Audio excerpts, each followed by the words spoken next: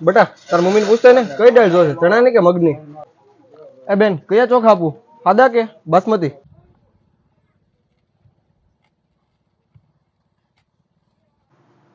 સારું અત્યારે રાખતા જાવ ને, સાંજે મારા કાકા મોકલાઈ દે.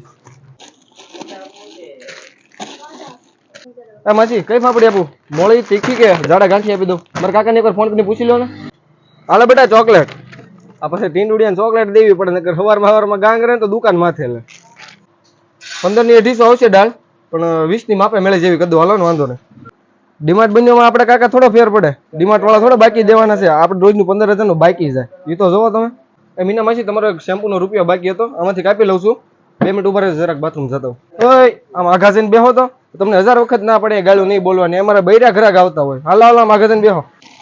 ચણાનો લોટ 1 કિલો ને, ભજીયાનો પ્રોગ્રામ લાગે.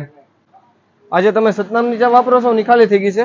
આ રજવાડીની લઈ જાઓ, અમે ઘરે આજ વાપરી છે. કાકા તમારે 80 રૂપિયા થયા. થેલ હોય તો આપજો ને, ઓલા જબલા બંધ થઈ ગયા કે નહીં હમણાં?